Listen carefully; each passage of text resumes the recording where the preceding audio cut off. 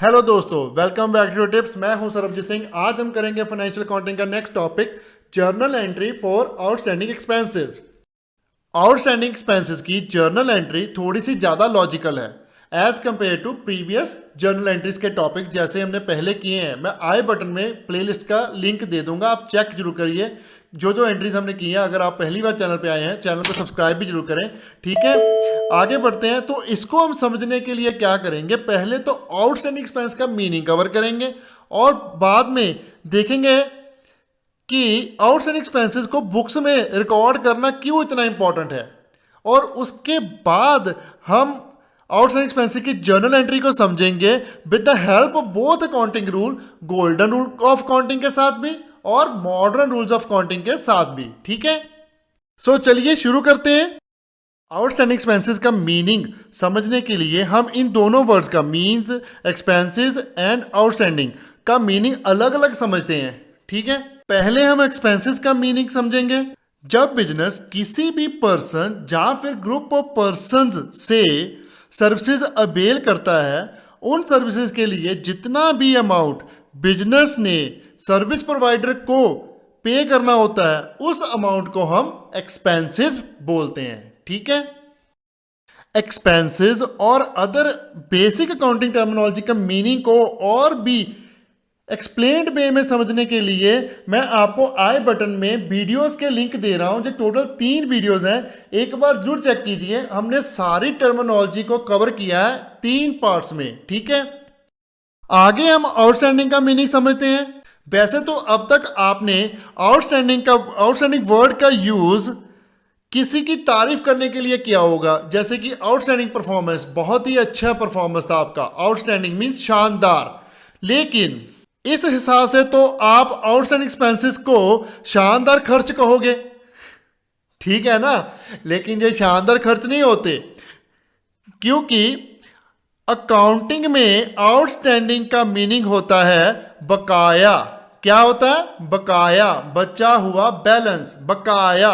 So in short, outstanding expenses means वो खर्च जिसकी पेमेंट अभी ना की गई हो और इस ड्यू अमाउंट को बिजनेस फ्यूचर में पे करेगा।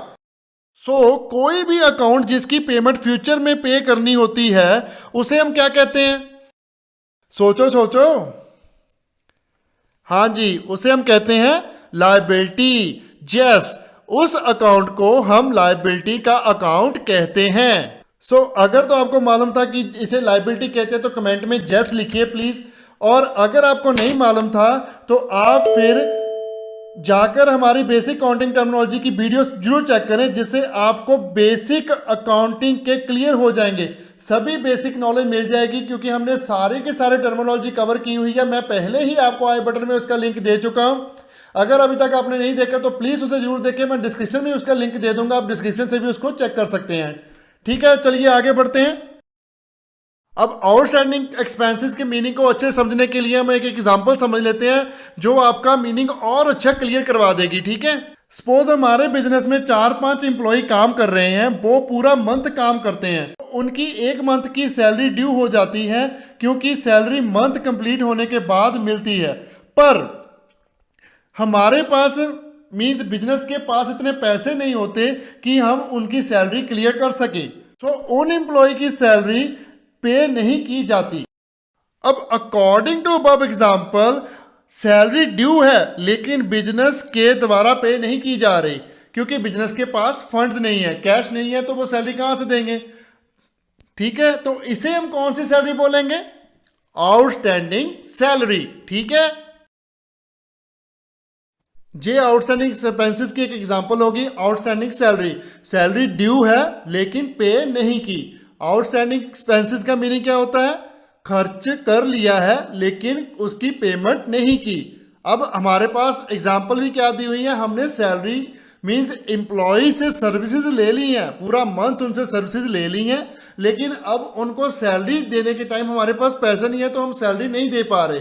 तो हमारे पास क्या हो गया? एक आउटस्टैंडिंग सैलरी क्रिएट होगी, जो हमारी लायबिलिटी बन गई, क्योंकि हम उसको फ्यूचर में पे करेंगे जब भी हमारे पास पैसे आ जाएंगे, जब फंड अवेलेबल होंगे। ठीक है, अब मैंने मीनिंग तो समझा दिया आपको आउटस्टैंडिंग एक्सपेंसेस का, लेकिन हमने आउटस्टैंडिंग एक्सपेंसेस रिकॉर्ड करने ही क्यों हैं, इसकी ज़रूरत क्यों है, क्यों हम इतने झमेले में डल रहे हैं। जब रिसीव होंगे तब रिकॉर्ड कर लेंगे, इतनी क्या टेंशन लेने की बात है। जब रिसीव ही नहीं किए तो रिकॉर्ड क्यों करने हैं।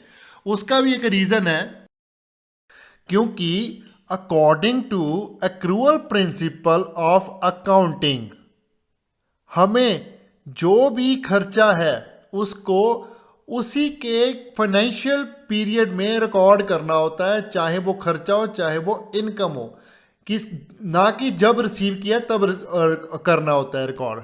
ठीक है, उसका रीज़न क्या है, क्योंकि अगर आप एक्चुअल प्रॉफिट एंड लॉस देखना चाहते हो तो आपको एक्चुअल इनकम से एक्चुअल एक्सपेंसेस माइनस करने पड़ेंगे एक साल के, तभी आप एक पर्टिकुलर पीरियड का प्रॉफिट निकाल पाओगे। ठीक है, वो 1 मंथ भी हो सकता है, 1 क्वार्टर भी हो सकता है, सेमेस्टर भी हो सकता है, 1 ईयर भी हो सकता है। आप किसी भी पीरियड का अगर एक्चुअल एक्सपेंडिचर एक्चुअल इनकम से सब्ट्रैक्ट करोगे तभी आपके पास एक एक्चुअल और जेन्युइन प्रॉफिट की फिगर आएगी, जो एक्चुअल प्रॉफिट होगा बिजनेस का। अगर आप पिछले साल के एक्सपेंसेस इस साल में रिकॉर्ड करोगे तो इस साल का प्रॉफिट ऑटोमेटिकली डाउन हो जाएगा। ठीक है, वो तो लॉस में कन्वर्ट हो जाएगा और पिछले साल आपका प्रॉफिट बहुत ज़्यादा हाई हो जाएगा।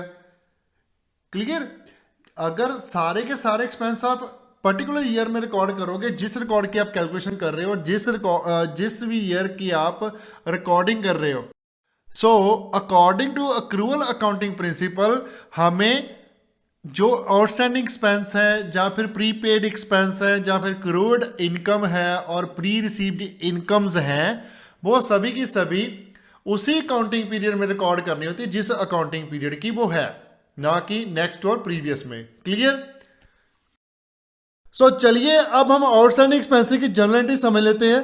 मैं आपको 1 बाय 1 दोनों ही रूल से जर्नल एंट्री करवाऊंगा, जैसे गोल्डन रूल्स ऑफ अकाउंटिंग के साथ भी और मॉडर्न रूल्स ऑफ अकाउंटिंग के साथ भी। आपको एग्जाम में रूल्स लिखने नहीं होते तो आप कोई भी रूल सेलेक्ट कर सकते हो जो भी आपको पसंद हो, और या फिर जिस भी रूल से आप पहले अकाउंटिंग समझ रहे हो उसको ही कंटिन्यू रखो। ठीक है, मैं तो दोनों ही समझाऊंगा, तो आप दोनों ही रूल से जनरल एंट्री समझ लो और ट्रीटमेंट देखो तो सही एक बार दोनों को कैसे होता है। आप जो भी सिलेक्ट करना चाहो बाद में सिलेक्ट कर सकते हो, जो भी आपको ईजी लगे। ठीक है, सबसे पहले हम गोल्डन रूल्स ऑफ अकाउंटिंग के साथ जनरल एंट्री को समझेंगे। जैसे कि मोस्ट ऑफ द स्टूडेंट्स सबसे पहले जब भी आउटस्टैंडिंग एक्सपेंसेस की ट्रांजैक्शन को रीड आउट करते हैं वो कंफ्यूज हो जाते हैं कि इस पे कौन सा रूल लगाएं, और वो आउटस्टैंडिंग एक्सपेंसेस के अकाउंट पर भी नॉमिनल रूल लगाने लग जाते हैं। उसका रीजन क्या है, क्यों लगाते हैं वो नॉमिनल रूल? क्योंकि आउटस्टैंडिंग एक्सपेंसेस के अकाउंट के नेम में जो एक्सपेंस है उसकी प्लेस में एक पर्टिकुलर एक्सपेंस का नेम लिखा होता है, जैसे कि outstanding salary account, outstanding wages account, outstanding rent, outstanding commission extra. Outstanding expenses पर नॉमिनल रूल नहीं लगता क्योंकि ये एक्सपेंस अकाउंट नहीं है, ये अकाउंट होता है रिप्रेजेंटेटिव पर्सनल अकाउंट। वो कैसे लगेगा उसके लिए मैं आपको थोड़ा सा पर्सनल अकाउंट दोबारा समझाने की कोशिश करता हूं।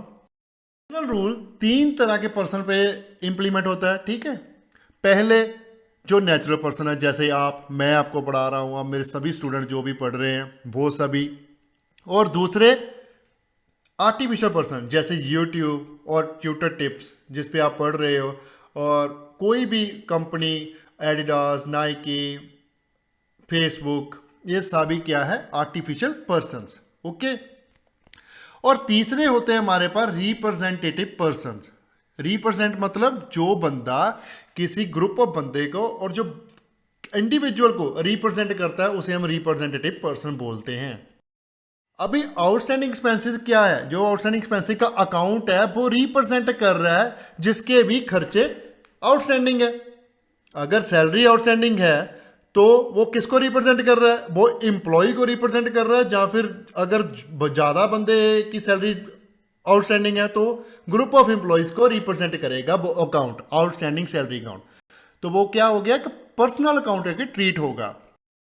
अब आपको आउटस्टैंडिंग एक्सपेंस का मीनिंग भी क्लियर हो गया और आपको रूल भी पता चल गया कि पर्सनल अकाउंट लगेगा, वो कैसे लगेगा वो भी पता चल गया, उसका मैंने समझा दिया। अगर आपको अभी नहीं पता चला तो आप रिवर्स करके दोबारा वीडियो देख ले पीछे से, एक बार दोबारा सुने मेरी पूरी बात को, तो आपको ये समझ लग जाएगा इस पे पर्सनल रूल कैसे इंप्लीमेंट होगा। ठीक है, चलिए आगे बढ़ते हैं। पर्सनल अकाउंट के अकॉर्डिंग अगर तो वो रिसीव करता है तो डेबिट करेंगे, गिव करता है तो क्रेडिट करेंगे। ये तो आपको रूल पता ही होगा क्योंकि आपने बहुत बार पीछे जर्नल एंट्रीज वगैरह भी कर ली हैं, ठीक है। अगर आपको नहीं पता तो मैं गोल्डन रूल्स ऑफ अकाउंटिंग का आई बटन में लिंक दे रहा हूं। आप पहली बार चैनल पे आए हो तो प्लीज़ उस वीडियो को जाके जरूर देखें। द बेस्ट वीडियो है जो गोल्डन रूल्स ऑफ अकाउंटिंग की रिप्रेजेंटेशन बनाई हुई है हमारी टीम ने। आई थिंक वो बहुत ही ज़्यादा बेस्ट है। आप एक बार उसको चेक कीजिए, आपको कभी भी गोल्डन रूल्स ऑफ अकाउंटिंग नहीं भूलेंगे। अब आउटस्टैंडिंग एक्सपेंसेस पे कैसे रूल लगेगा पर्सनल, वो मैं आपको समझाता हूं। देखिए, अब जो एम्प्लॉयज़ हैं, एम्प्लॉय एक है, चाहे 4 हैं, चाहे 10 हैं, चाहे 1000 हैं, कोई मैटर नहीं करता। अगर सैलरी आउटस्टैंडिंग है तो मीन्स एम्प्लॉय है, उसने 1 मंथ काम कर दिया तो उसने अपनी सर्विसेज दे दी आपको, तो उसका क्या हो गया, उसको तो अभी पैसे ड्यू हो गए ना, मतलब उसने कमाई कर लिया, उसने अर्न कर लिया इनकम, वो उसकी इनकम हो चुकी है। अगर वो जॉब कल को छोड़ भी देता है तब भी वो हकदार है लीगली वो उतने पैसे आपसे क्लेम करने के लिए, क्योंकि आपने उससे 1 मंथ काम लिया है। तो अभी जो पैसा है सैलरी का आउटस्टैंडिंग, कितना भी पैसा हो, वो किसको बिलोंग करने लगा, एम्प्लॉय को। वो एम्प्लॉय को बिलोंग करता है। अगर तो हम उसको दे देंगे, हम उससे वापस नहीं मांग सकते। उसका रीजन क्या है, क्योंकि उसने वो अर्न कर लिए, उसने कमा लिए, उसने आपको सर्विस दी और उसने उसको पैसे कमा लिए। जैसे आप मेरे को ट्यूशन फीस देते हो, मैं आपको ट्यूशन पढ़ा देता हूं तो आपके पैसे खत्म, आप मुझसे दोबारा पैसे थोड़ी ना मांगोगे कि सर आपने ट्यूशन पढ़ा दिया पैसे वापस कर दो, ऐसा नहीं ना होता। सर्विस दे दी तो पैसे मिल गए, ठीक है। अब बिजनेस जहां पर क्या कर रहा है, सेकंड स्टेप में हम समझेंगे इसको। बिजनेस क्या कर रहा है, बिजनेस सैलरी दे नहीं रहा, पैसे किसके हैं, एम्प्लॉय के, क्योंकि एम्प्लॉय ने अर्न कर लिए। तो अब बिजनेस पैसे, एम्प्लॉय के पैसे यूज कर रहा है बिजनेस में। बिजनेस अगर पेमेंट नहीं करता तो जो पैसा एम्प्लॉय को बिलोंग करता है तो वो पैसा बिजनेस के पास है ना। तो बिजनेस के पास अगर कैश है तो कहीं ना कहीं तो यूज हो रहा है। अगर बैंक में ही पड़ा है तो बैंक में तो पड़ा है ना, उस पर तो इंटरेस्ट आ रहा है, कुछ भी हो रहा है कहीं पे तो है ना, वो बिजनेस के पास है तो बिजनेस यूज कर रहा है। तो बिजनेस ने एक तरीके से क्या किया, उसके पैसे लोन ले लिए। इनडायरेक्टली बिजनेस एक लोन ले रहा है अपने एम्प्लॉय से, क्योंकि वो अपने एम्प्लॉय को पैसे नहीं दे रहा, उसके पैसे जो है वो उसने रखे हुए हैं। तो जहां पर एम्प्लॉय क्या हो गया, गिवर हो गया ना, क्योंकि वो पैसे उसके हैं, उसने इनडायरेक्टली बिजनेस को दे दिए क्योंकि उसको रिसीव नहीं हो रहे, तो वो गिवर हो गया। According to golden rules of accounting giver को हम क्या करते हैं, क्रेडिट। तो हमारे पास क्या है, क्रेडिट अकाउंट आ गया।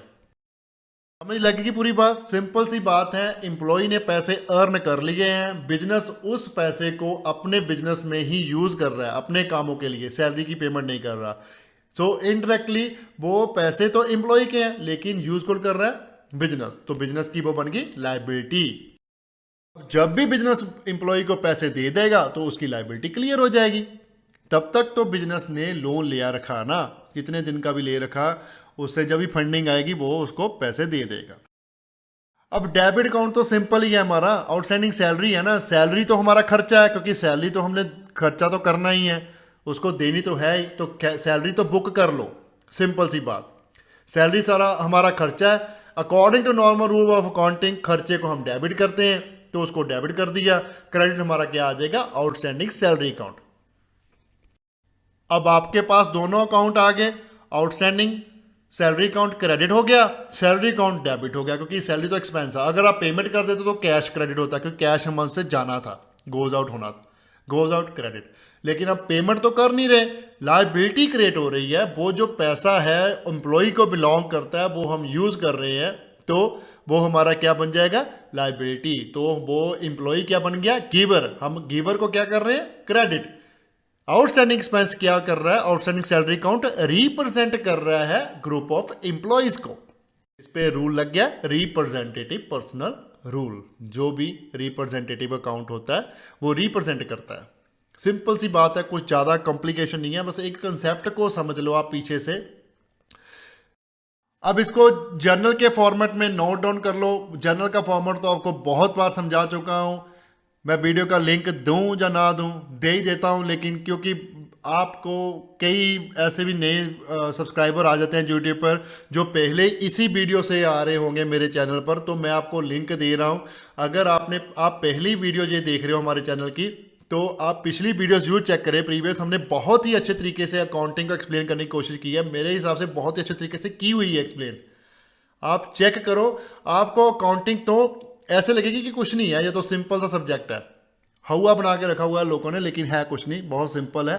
अगर आप एक सिंपल सा कंसेप्ट पकड़ लो इसका, एक डेबिट और दूसरा क्रेडिट है, सिंपल सी बात है, वो तो करना ही है। ठीक है, तो अभी हम इसकी जर्नल में फॉर्मेट में इसको एंट्री डाल देते हैं। डेट कोई भी ले लो, अगर लिखनी है ठीक है, नहीं लिखनी कोई बात नहीं। मैं इसमें एग्जांपल दे रहा हूँ। डेट आपकी ट्रांजैक्शन की कोई भी जो सम में होगी या पेपर में आपको आएगी, उसी डेट को आप डेट कॉलम में लिख देना, और पर्टिकुलर डेबिटर की प्लेस में लिख दो सैलरी अकाउंट, और क्रेडिटर की प्लेस में लिख दो आउटस्टैंडिंग सैलरी अकाउंट। डेबिट के सामने अमाउंट लिख दो जितना भी है, 50,000 मैं सपोज एग्जांपल ले रहा हूँ यहाँ पर 50,000 की, और क्रेडिटर में लिख दो 50,000, और छोटी सी नरेशन लिख दो, being salary for the month due but not paid.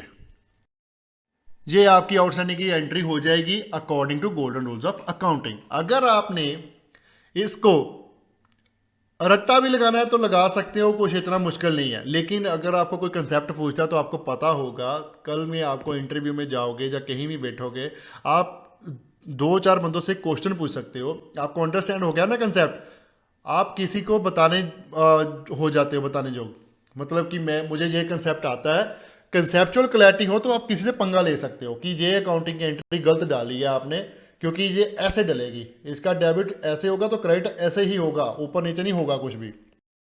अब इसी ट्रांजैक्शन को हम simply modern rules of accounting से कर लेते हैं। अब मॉडर्न रूल्स ऑफ अकाउंटिंग में तो लायबिलिटी का रूल तो है ही, ठीक है, एक्सपेंस का रूल भी है, तो इसमें कोई दिक्कत तो आने वाली नहीं है। मैंने आपको समझा तो दिया कि आउटस्टैंडिंग एक्सपेंस जो होता है वो हमारी लायबिलिटी होती है। क्यों, वो कैसे लायबिलिटी बनी, क्योंकि ऑनर ने एम्प्लॉय के पैसे रखे हुए हैं, दे नहीं रहा, ठीक है, अब देगा इन फ्यूचर में, जब भी देगा, जब भी पेमेंट फ्यूचर में करनी हो कोई भी, उस पेमेंट को हम लायबिलिटी बोलते हैं। कहीं भी हमने पैसा देना है तो हमारी लायबिलिटी है, कहीं से हमने पैसा लेना है तो वो हमारा एसेट्स होता है। ठीक है, अब इस एंट्री से लायबिलिटी में क्या हो रहा है, इंक्रीज हो रहा है। ठीक है, अगर तो लायबिलिटी में इंक्रीज होता है तो हम क्या करते हैं, credit according to modern rules of accounting. और सैलरी में भी इंक्रीज हो रहा है, तो अगर एक्सपेंस में इंक्रीज होता है तो क्या करते हैं, डेबिट। एक्सपेंस में इंक्रीज होता है तो डेबिट करते हैं, लायबिलिटी में इंक्रीज होता है तो क्रेडिट करते हैं। क्लियर, मैंने आगे एक्सप्लेनेशन बनाई हुई है जी, चेक कर लेना।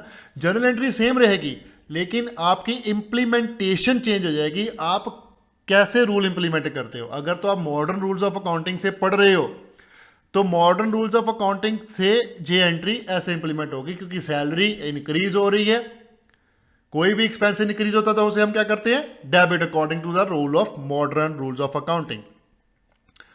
और लायबिलिटी इंक्रीज होती है तो उसे हम करते हैं credit. So journal entry same ही लिख देंगे, जर्नल एंट्री सेम लिख देंगे फॉर्मेट में जैसे पहले लिखी हुई थी, salary account debit to outstanding salary account, 50,000 amount आ जाएगा। और नरेशन भी सेम लिख देंगे, being salary due for the month but not paid.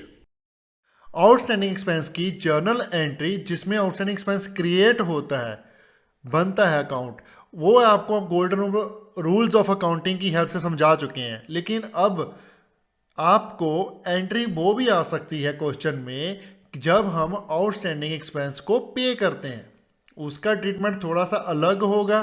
ठीक है, वो भी हम कर लेते हैं इसी टॉपिक में। आपका जो टॉपिक सारा कवर हो जाएगा। आपको ये नहीं होता कि अगर आपको आउटस्टैंडिंग एंट्री आई है तो आपको जो दोनों एंट्री डालनी है, दोनों नहीं डालनी है, आपने एक ही एंट्री डालनी है। अगर पेमेंट की बात होती है नेक्स्ट मंथ में, आपको क्वेश्चन थोड़ा बड़ा आता है, नेक्स्ट मंथ में बात होती है कि पिछले मंथ की पेमेंट कर दी गई है, तो उसका ट्रीटमेंट कैसे होगा वो आपको मैं समझाने लगा हूँ। ठीक है, अब एग्जाम्पल लेते हैं, outstanding salary paid for the month of Jain 21 for ₹50,000। अब एग्जाम्पल में क्या कह रहा है, आउटस्टैंडिंग सैलरी पेड की है पिछले मंथ की, ओके, इसमें तो लिखा है आउटस्टैंडिंग सैलरी पे की है, तो आपको सिंपली आ जाएगा आउटस्टैंडिंग सैलरी। अगर किसी में नहीं लिखा, आउटस्टैंडिंग वर्ड नहीं लिखा और बोल दिया कि लास्ट मंथ की सैलरी पे की है, तो वो भी हमारा आउटस्टैंडिंग सैलरी ही ट्रीट होगा, या लास्ट ईयर की सैलरी पे की है। ठीक है, ऐसे वर्ड हो सकते हैं, जो भी होगा उसको। अगर तो आपको लगता है जिस भी पीरियड की आप बुक से लिख रहे हो उस पीरियड की पहले की सैलरी पे कर रहे हो, तो वो आउटस्टैंडिंग सैलरी मानी जाएगी। ठीक है, जैसे हमने आउटस्टैंडिंग सैलरीज अकाउंट को रिप्रेजेंटेटिव पर्सन रूल लगा के पर्सनल रूल के अंदर इसको ट्रीटमेंट किया है, वैसे ही सेम ट्रीटमेंट होगा। अभी क्या हो रहा है, अब जो ग्रुप ऑफ पर्सन है जिसको रिप्रेजेंट कर रहा है आउटस्टैंडिंग सैलरी अकाउंट, वो क्या हो गया, अब रिसीवर हो गया, क्योंकि उनको पेमेंट मिल रही है। तो according to golden rules of accounting, personal account के अंदर हम रिसीवर को क्या करते हैं, डेबिट। Very good. ओके, तो सेकंड तो अकाउंट हमारा आ जाएगा कैश, क्योंकि पेमेंट हो रही है। तो कैश पे कौन सा रूल लगता है, हमारा एसेट्स है, रियल अकाउंट लगेगा। रियल अकाउंट में व्हाट गोज आउट उसे क्या करेंगे हम, क्रेडिट। तो कैश क्या होगा, क्रेडिट। डेबिट अकाउंट भी आ गया, क्रेडिट अकाउंट भी आ गया, और जर्नल एंट्री क्या हो जाएगी, रिकॉर्ड। अब जर्नल के फॉर्मेट में दोनों अकाउंट लिख देंगे, डेबिट की प्लेसमेंट लिख देंगे आउटस्टैंडिंग सैलरी अकाउंट डेबिट, क्योंकि वो डेबिट हुआ हमारा अकाउंट, और क्रेडिटर प्लेस में लिख देंगे टू कैश अकाउंट। डेबिट के सामने लिख देंगे 50,000 और क्रेडिट कॉलम में कैश के सामने लिख देंगे 50,000। छोटी सी नरेशन लिख देते हैं, बीइंग आउटस्टैंडिंग सैलरी पेड। ठीक है, जर्नल का सेम फॉर्मूला, उसमें हमने ये एंट्री डाल दी। ओके, अब मॉडर्न रूल की हेल्प से भी कर लेंगे journal entry for repaying the liability of outstanding expenses. ठीक है, जब आउटस्टैंडिंग एक्सपेंस की लाइबिलिटी रीपे करनी है, उसको हम मॉडर्न रूल की हेल्प से भी सॉल्व करते हैं। देखिए, सेम ही एग्जांपल ले रहा हूं मैं, outstanding salary paid for the month of जन 21 50,000। ठीक है, अब इसमें क्या हो जाएगा, दो ही अकाउंट है हमारे पास, एक तो आउटस्टैंडिंग सैलरी है, दूसरा है cash account. Type of account according to modern rules of accounting, जो आउटस्टैंडिंग सैलरी अकाउंट है उसको हम क्या कहेंगे, लाइबिलिटीज। वो लाइबिलिटी है हमारी, उस पर रूल कौन सा लगेगा, लाइबिलिटीज रूल लगेगा। ठीक है, इफेक्ट क्या हो रहा है, जो पेमेंट है खड़ी है वो हो रही है, पेमेंट हो रही है एम्प्लॉयज को, तो क्या हो रहा है, लाइबिलिटी डिक्रीज हो रही है। जब भी लाइबिलिटी डिक्रीज होती है उसको हम क्या करते हैं, डेबिट।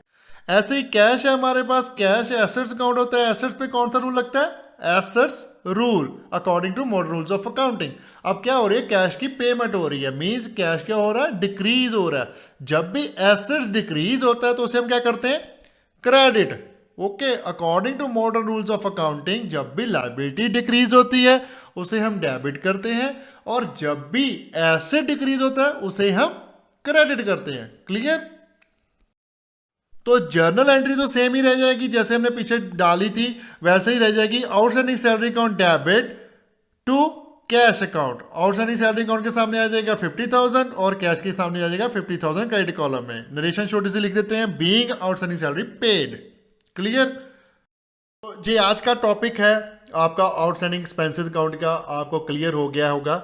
अगर कोई भी दिक्कत है आपको इस टॉपिक में तो प्लीज़ कमेंट कीजिए, कमेंट सेक्शन में आप मुझसे पूछ सकते हो डाउट, मैं आपका डाउट जरूर क्लियर करूंगा। अगर आपको अंडरस्टैंड हो गया कंसेप्ट तो प्लीज़ कमेंट करके बताइए कि आपको कैसा लगा, आपको पहली बार सुनने को मिला जब कुछ भी, उससे थोड़ा सा क्रिएटर का मनोबल बढ़ता है और क्रिएटर को थोड़ा अच्छा फील होता है, और गूगल की रैंकिंग में भी फ़र्क पड़ता है, यूट्यूब की। तो यूट्यूब की रैंकिंग में फ़र्क पड़ेगा तो हम ऊपर आएंगे, तो हमारा चैनल भी ग्रो करेगा और ज़्यादा। तो आप प्लीज़ हेल्प कीजिए, अगर हम आपको हेल्प कर पा रहे हैं तो आप हमारी हेल्प कीजिए। वीडियो को लाइक करें, शेयर करें, कमेंट करें, अपने फ्रेंड और रिलेटिव को बताएं कि हम फ्री में ट्यूशन दे रहे हैं यूट्यूब पे सभी को, तो आप उसको ले सकते हो। ठीक है, एंजॉय करें। चैनल को सब्सक्राइब करना मत भूलेगा, बेल आइकन को दबा दीजिए लेटेस्ट वीडियो की नोटिफिकेशन लेने के लिए। तो okay, bye bye, good morning, good afternoon, good evening, good night, जब भी आप वीडियो को देख रहे हो। सत श्री अकाल।